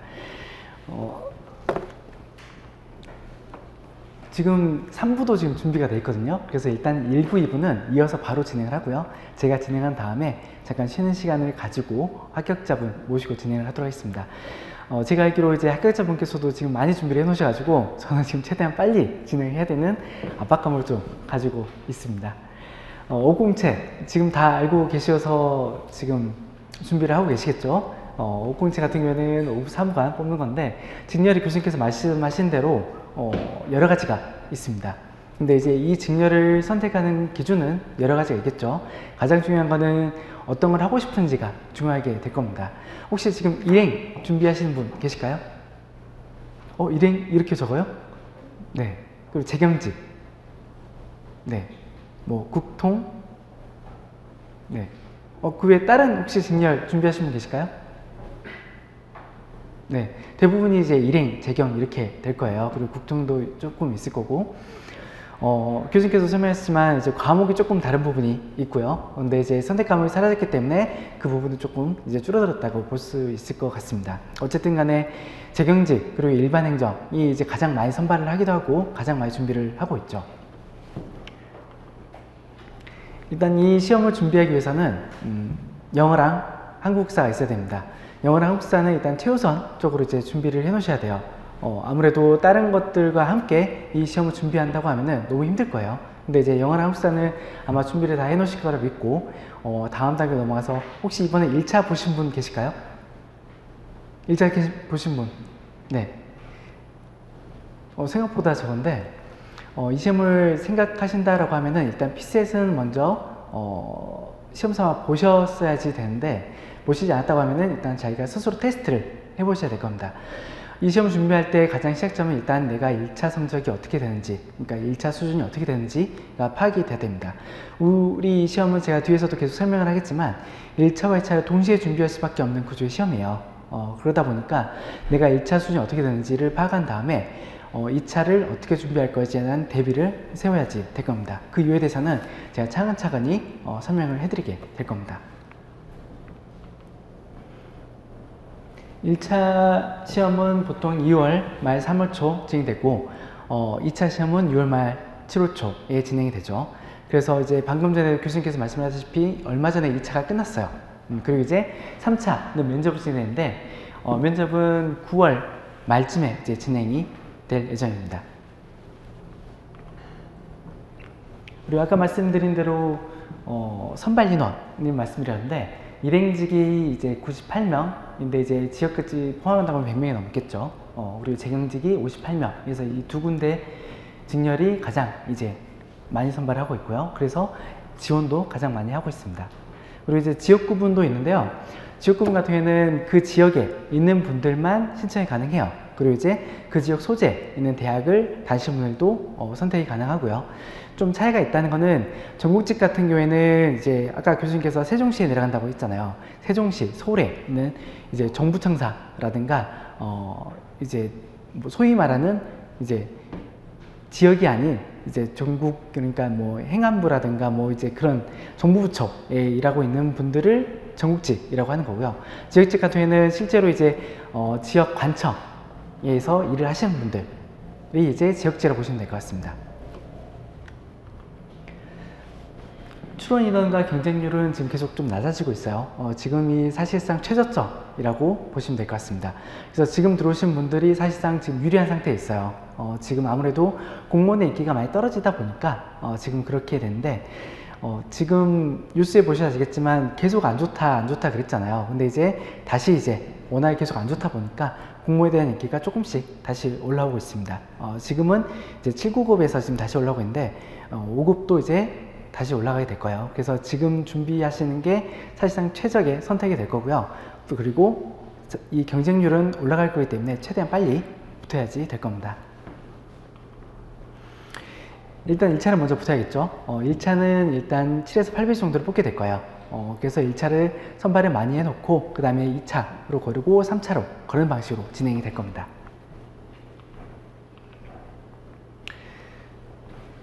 이건 작년 통계인데요. 이제 해년마다 통계를 내 가지고 사이버 국가센터에 이제 다 게시를 하고 있어요.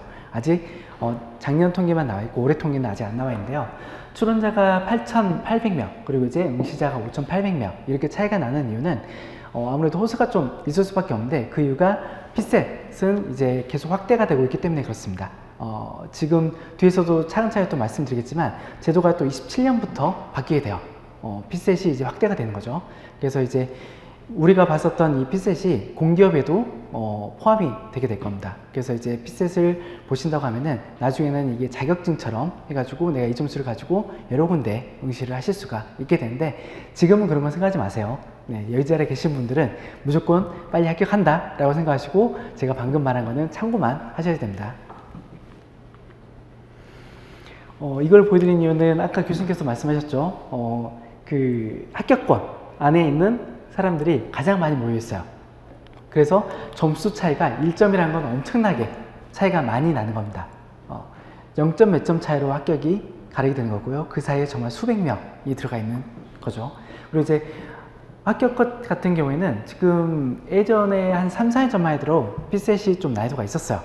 그래서 컷이 좀 많이 낮았었는데 최근 들어서는 컷이 많이 올라갔습니다. 근데 이제 이것도 사실은 크게 의미가 없어요. 우리는 상대평가예요. 남들보다 잘 봐야 되는 거고 상위 몇 %만 붙는 시험입니다. 그러니까 내가 남들보다 잘 봐야 된다라는 거는 변함이 없는 거죠.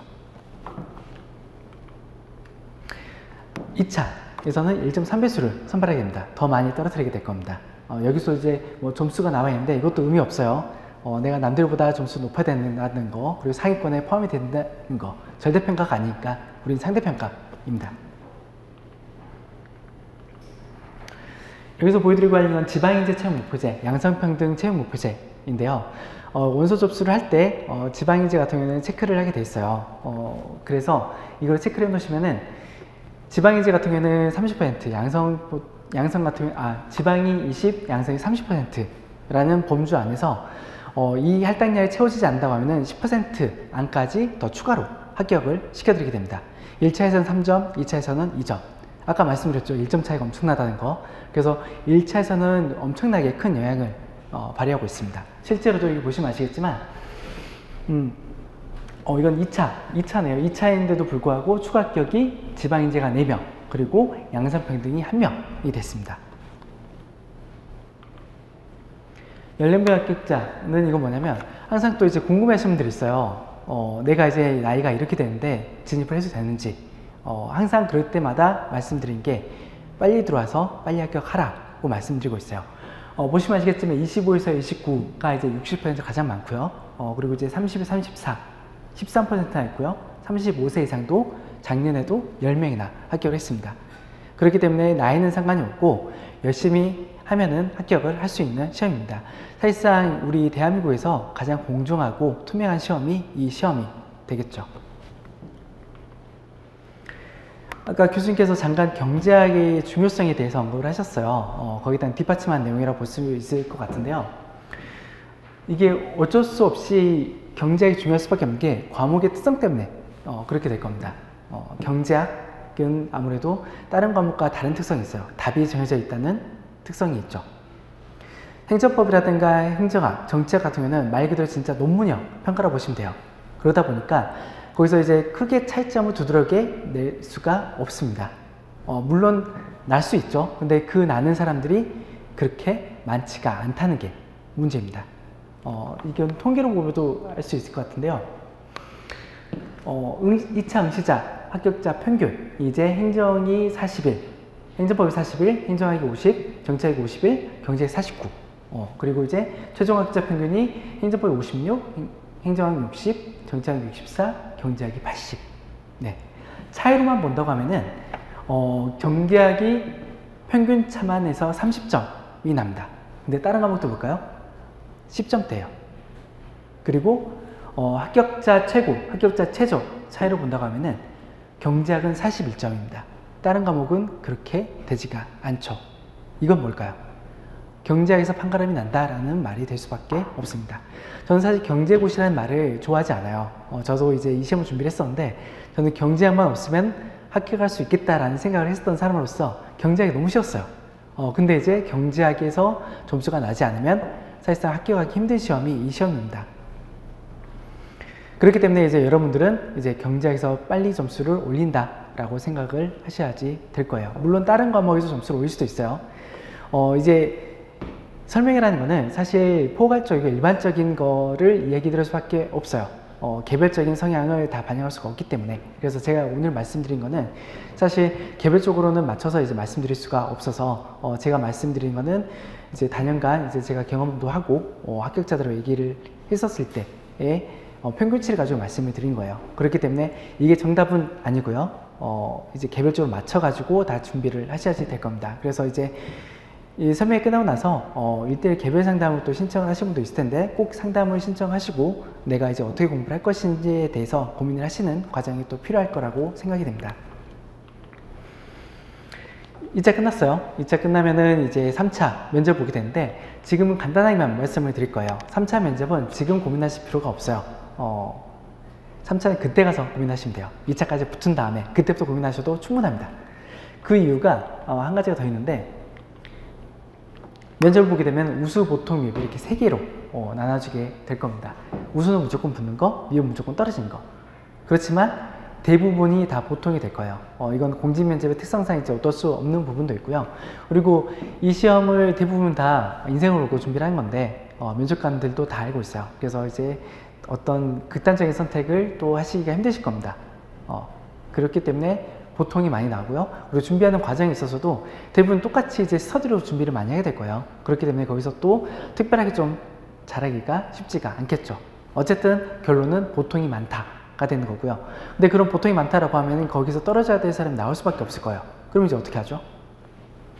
네, 아예 명문화돼 있죠. 2차 시험 성적 수준 합격입니다. 어쩔 수 없어요. 네, 객관적인 지표가 2차 성적이에요. 그렇기 때문에 3차에 대한 가장 좋은 보험은 2차 성적이 될 겁니다. 그래서 2차 성적을 최대한 이제 많이 확보한다라고 하면은 3차 면접에서도 여유있게 보실 수 있을 거예요. 면접에서 중요한 거는 여유겠죠. 네, 그렇기 때문에 결론적으로 우리는 2차를 잘 봐야 된다가 될 겁니다.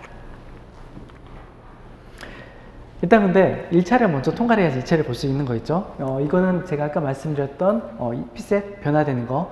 근데 이제 잊으세요. 우리는 그 전에 합격을 해야 돼요. 네. 그리고 뭐 26년에 합격을 못한다 하더라도 27년부터 제도가 바뀌는데 26년도에 합격을 하는 수준이 됐다라고 하면 27년도에도 크게 다르지 않을 거예요. 그래서 실력을 높여놓으면 이것도 크게 문제가 없을 겁니다. 1차 시험은 이제 하루 종일 보게 되는 시험이 될 거예요.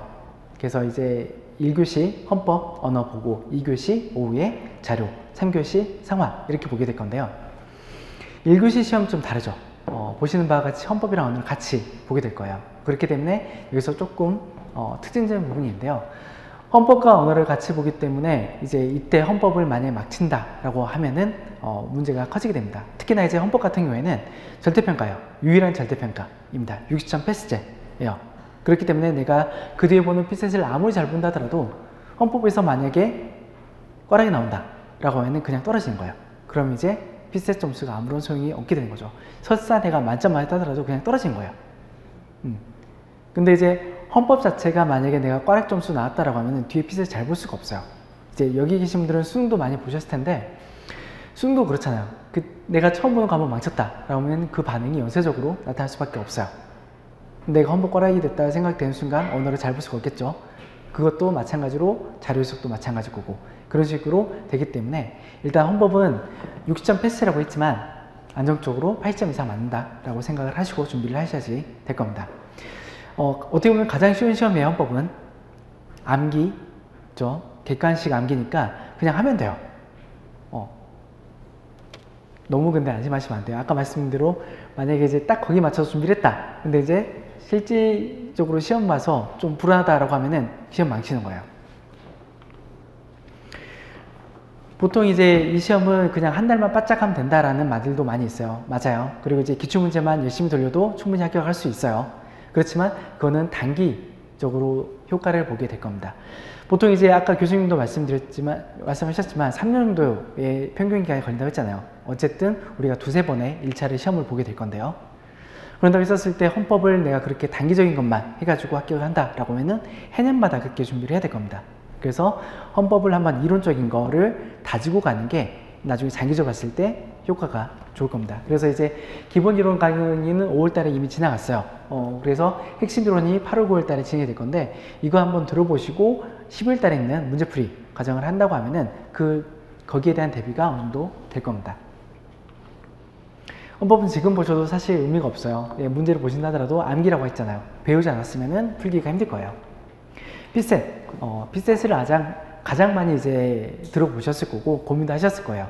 피셋이라는 거는 사실 예전에는 이제 부담이 많은 시험이었는데 처음에도 제가 말씀드렸던 것처럼 난이도가 많이 떨어졌기 때문에 이제 지금 많이 부담감이 떨어졌을 수도 있어요. 하지만 피셋이 그렇다고 해서 쉬워졌다고 해서 아까도 말씀드렸지만 내가 잘 볼 수 있다는 아니에요. 우린 상대평가예요. 남들보다 잘 봐야 되는 거는 변함이 없고 그래서 좀 전략적으로 준비를 하셔야 될 거예요. 언어, 자료, 상황 이 세 과목의 성향도 다 다르기 때문에 내가 어떤 과목이 잘 하는지에 따라서 전략적으로 또 준비를 하셔야 될 겁니다. 언어 같은 경우에는 대부분 이제 크게 어려워하지 않아요. 수능 언어랑 좀 비슷하기 때문에. 그리고 자료 해석은 대부분 처음에 많이 당을 하세요. 이런 문제를 대부분 풀어보지 않았어요.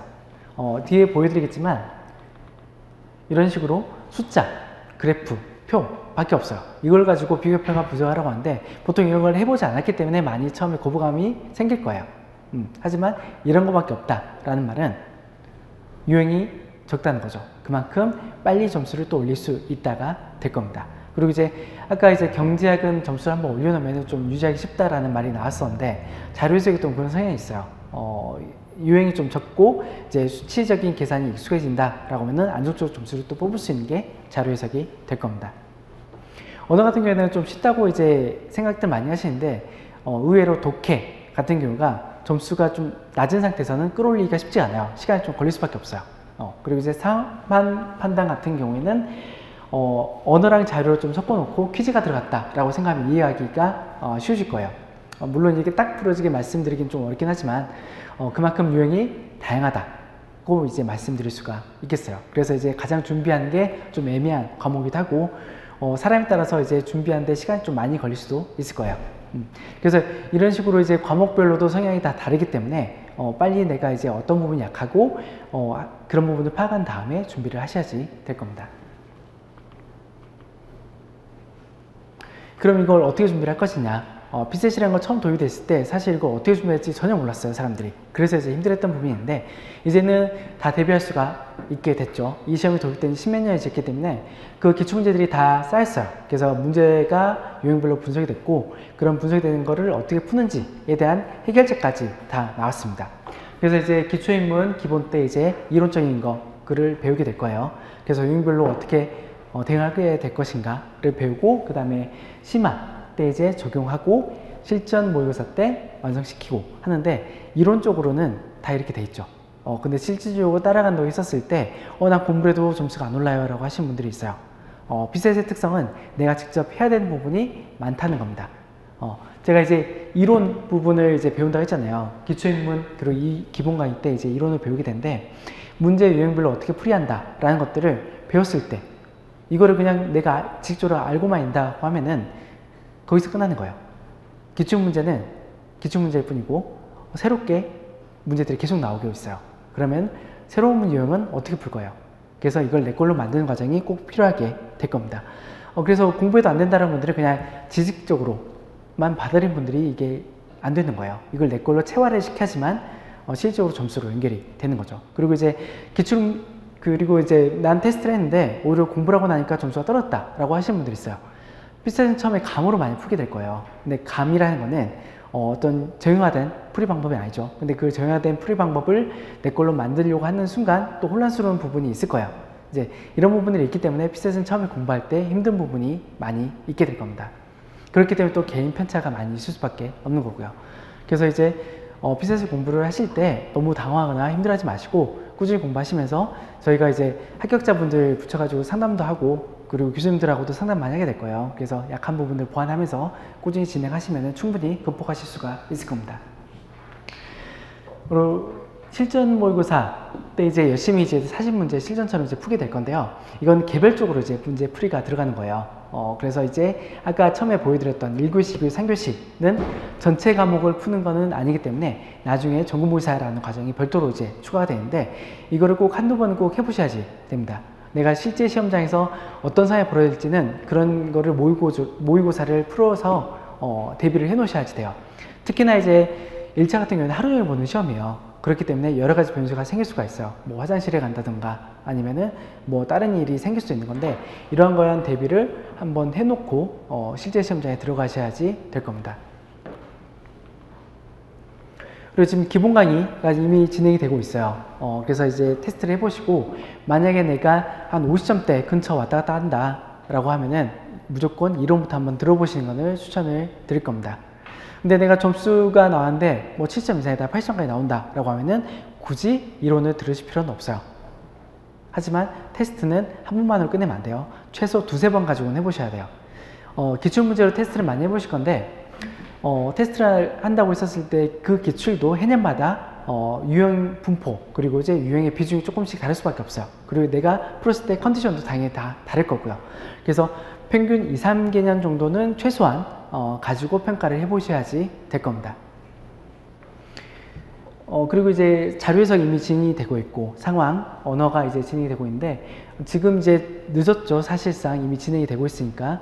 그래서 빨리 테스트를 해보시고, 내가 이제 피셋이 어느 상황인지 파악을 하신 다음에 전체 공부 계획을 세우셔야지 됩니다. 그렇기 때문에 피셋은 빨리 테스트를 하시고, 상담을 통해서 내가 이제 어떻게 준비해야 될지를 대비를 하셔야 될 겁니다. 2차 시험. 얼마 전에 2차 끝났죠. 일반 행정 기준으로 해가지고 행정법부터 먼저 봤어요. 그리고 정치학, 행정학, 경제학 이렇게 진행이 됐습니다. 2차 답안은 그냥 백지에다가 답안 쓴다고 생각하시면 돼요. 2시간 동안 10페이지를 채운다 라고 생각하시면 될 것 같습니다. 처음엔 답안 쓰는 게 너무 힘드실 거예요. 그냥 백지에다가 한 편의 논문을 쓴다 라고 생각하시면 돼요. 이제 아까 교수님도 말씀을 하셨지만, 이제 쉽게 생각하면은 이제 기말고사 본다 생각하시면 돼요.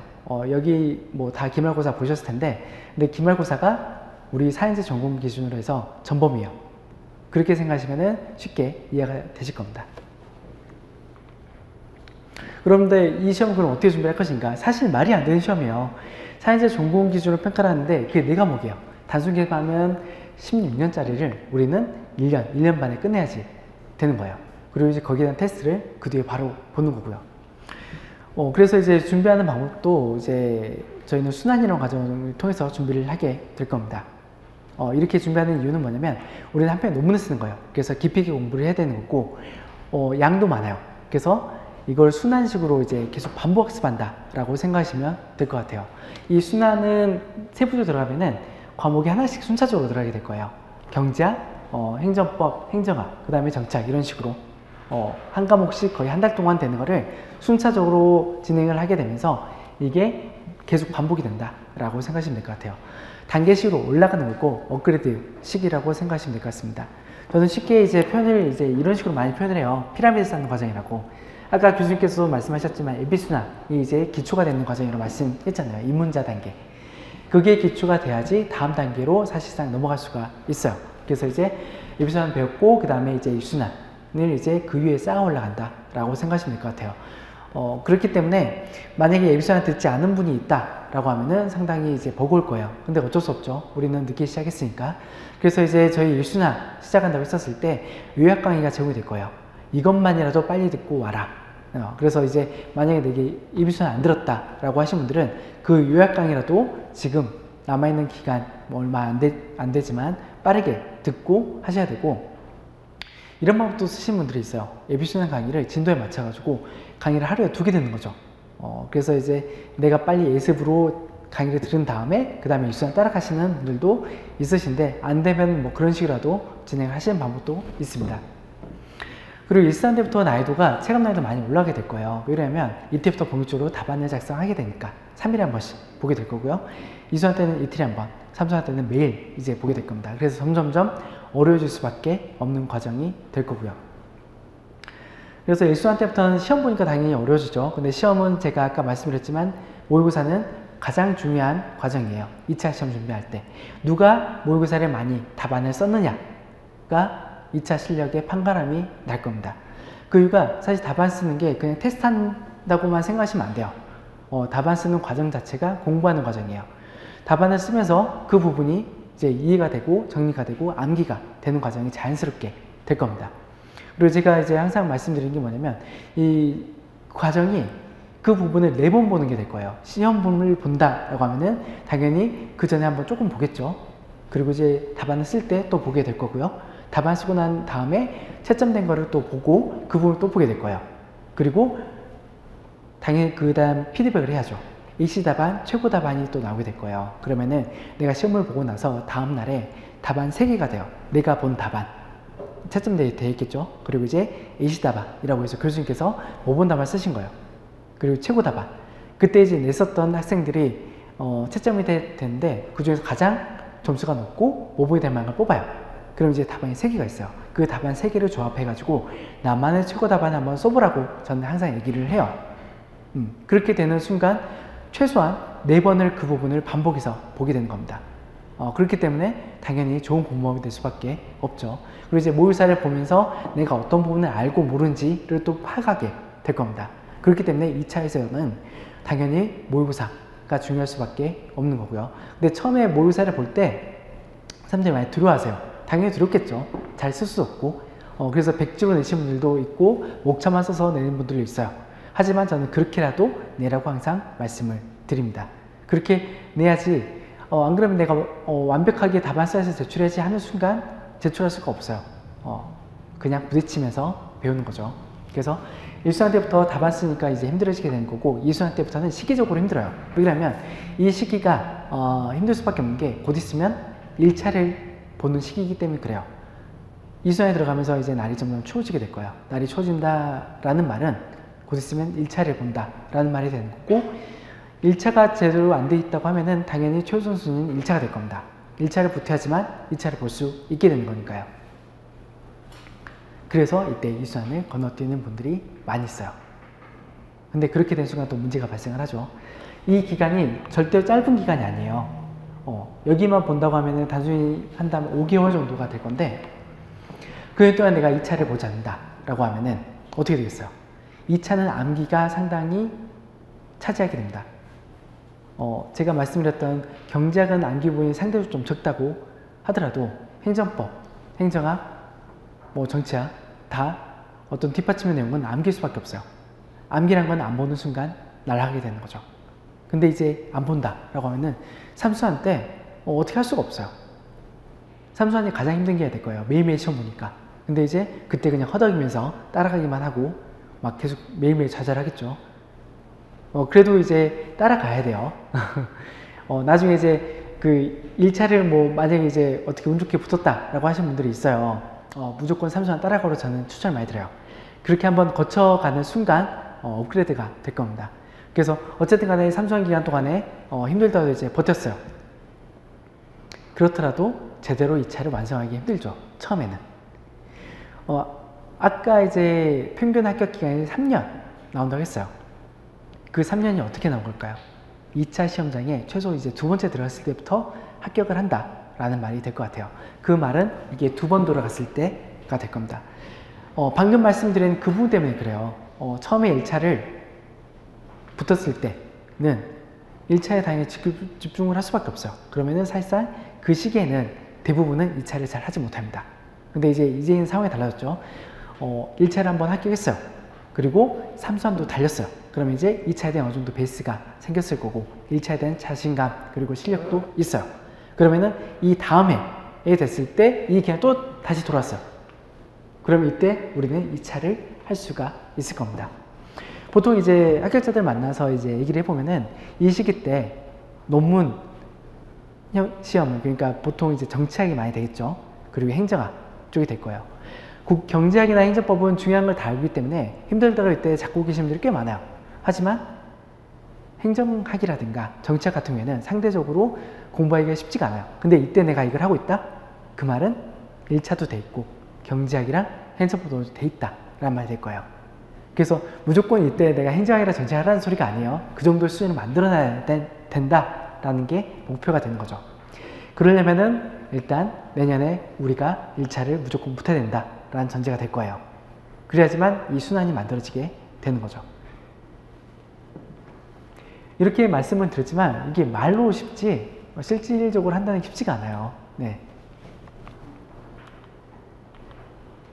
우리가 가지고 있는 자원과 시간, 에너지는 유한해요. 근데 우리는 아까 처음에 말씀드렸죠. 1차, 2차 동시에 다 준비를 해야 된다. 1차와 2차 성격 자체가 너무 많이 달라요. 그래서 보통 우리가 커리에서도 봤었을 때 오전에는 피셋, 헌법 보고 오후에 또는 저녁에 2차 강의 들어요. 하루 종일 강의를 듣는 거예요. 그럼 이제 저녁 타임만 시간이 남잖아요.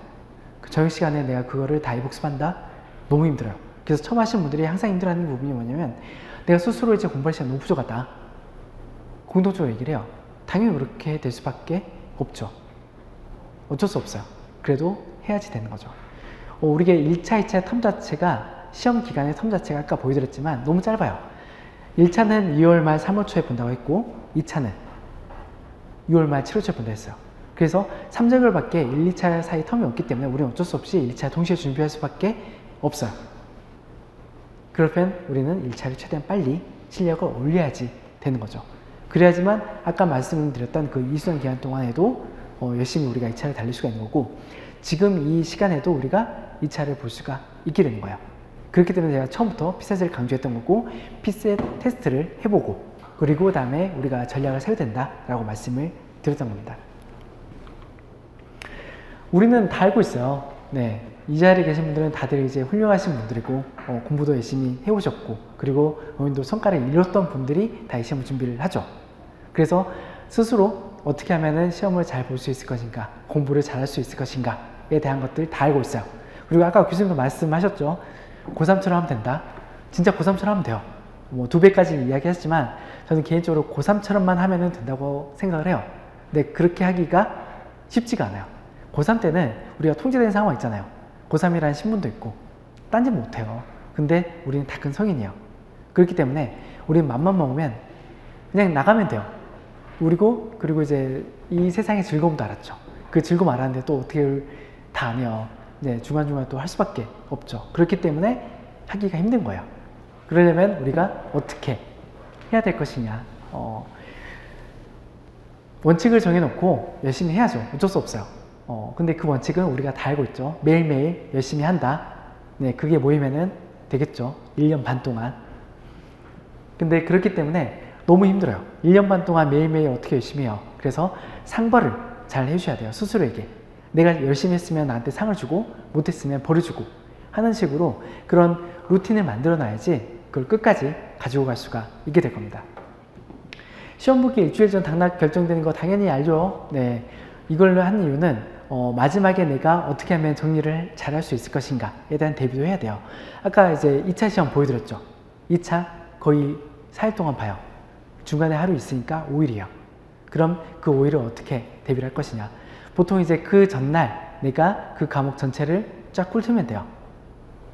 보통 이제 시험 전날 본 게 나왔다. 그러면 우리가 보통 합격한다고 하잖아요. 그걸 이제 만들게 되는 거죠. 그래서 보통 사람들이 이제 많이 하는 게 단거나 그리고 서브노트 얘기를 많이 해요. 근데 이거는 단순한 요약서가 아니에요.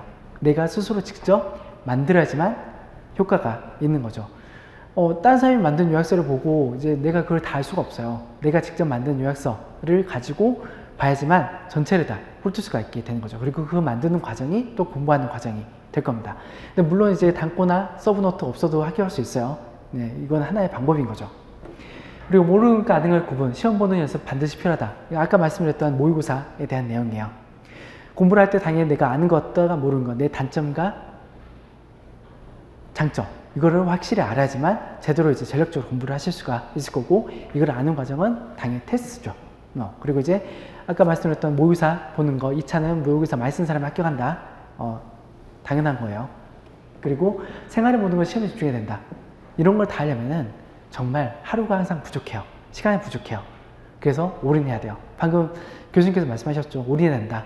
정말 올인을 해야지만 붙을 수 있는 시험이고요. 그러려면은 내 삶을 단순화시켜야 돼요. 내 삶의 변수가 없어야지만 되는 거죠. 그래서 이제 루틴화 시켜야 돼요. 정말 하루를 그냥 학원, 집, 독서실 이렇게 이제 계속 왔다 갔다 한다라고 생각하시면 돼요. 근데 계속 이렇게만 하면 당연히 또 지쳐서 퍼질 거예요. 그래서 이제 중간중간에 뭐 스트레스 관리라든가 체력 관리 이런 것도 당연히 수험의 하나라고 보시면 될 것 같습니다. 이런 걸 어떻게 하느냐? 당연히 혼자서 하기 힘들 거예요. 혼자서 할 수도 있어요. 네, 그래서 이제 여러 가지 이제 장치들을 이제 스스로 만들어야 되는데, 저희 같은 경우에는 이제 매일 오는 거, 이제 아침에 이제 오는 거죠. 그리고 스스로도 매일 플래너를 통해서 내가 하루 할 거를 정해 놓는 거예요. 그리고 이제 그걸 체크를 해놓고 매일 이제 밤마다 정리를 하는 거죠. 그래서 아침 저녁으로 찍어서 저희 단톡방에 또 올리는 방식으로 되어 있어요. 아침에 와서 체크하고 그리고 갈 때 또 체크하고, 그런 식으로 내가 하루하루를 계속 이렇게 확인한다 라고 생각하면 될 것 같아요. 그리고 스터디를 많이 하시게 될 거예요. 스터디는 선택이에요. 내가 이걸 한다고 해서 붙는 것도 아니고 안 한다고 해서 떨어진 것도 아니에요. 스터디 방식도 여러 가지고, 근데 단순해요. 그냥 강제를 부여하는 방법이다 라고 생각하시면 될 것 같아요. 저희 종합반 같은 경우는 하루에 매주 3일 정도 스터디를 진행을 하게 될 거예요. 이거 3일은 기준은 합격자 투처분이 들어가는 게 3일이고 매일매일 진행이 된다 라고 생각하시면 될 것 같아요. 합격자 투처가 들어가는 이유는 또 뭐냐면, 처음 하시는 분들을 모여가지고 하다 보면 이게 또 산으로 가요. 그렇기 때문에 합격자가 들어가서 어떻게 이제 진행하는 게 좋겠고, 가이드를 제시해주고 조장처럼 이제 잡아주게 되는 거죠. 이렇게 내용적인 거를 잡아주게 되고, 또 스스로 이제 슬럼프도 많이 들어가게 될 거예요. 그럼 이제 이때 어떻게 할 것인가? 선배들의 조언을 들어보면 되겠죠. 그래서 이제 저희 스터디 매니저분이 계시니까 거의 일주일에 한 번씩은 상주하고 있어요. 그래서 돌아가면서 상주를 하고 있으니까 가서 상담 신청하셔가지고 내가 이런 부분이 힘들다. 생활적인 것도 그렇고 고문적인 것도 그렇고 상담 받으세요. 그럼 이제 그분들이 제시하는 방법이 당연히 정답은 아닐 수 있어요. 하지만 도움은 될 겁니다. 그리고 당연히 교수님들하고 상담하실 수 있으니까 신청하시면은 저희가 또 연결을 해드리게 될 거예요. 그런 식으로 이제 도움을 받으시려고 하시고, 질문에 대해서도 항상 하시려고 하세요. 저는 처음 공부했을 때 사람들이 뭐 저렇게 질문을 많이 하지? 라고 이제 생각했었어요. 제가 몰라서 그랬던 거죠.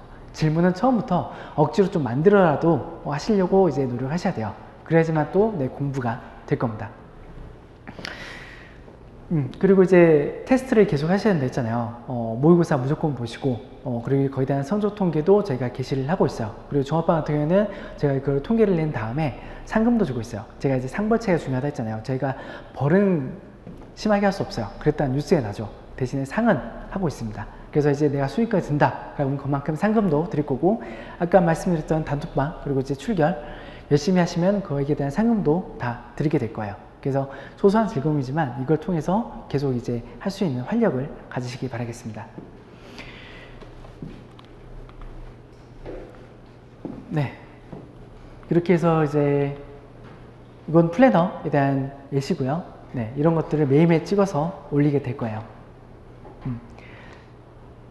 네, 그리고 아까 말씀드렸던 1대1 상담 통해서 이제 현재 위치 파악하시고 상담하실 때 가장 좋은 방법은 피셋 테스트 아까 말씀드린 것처럼 하시고 받는 게 가장 좋을 것 같습니다. 이런 식으로 저희가 준비를 했는데 진짜 제가 이때한 설명 중에 최대한 빨리 했어요.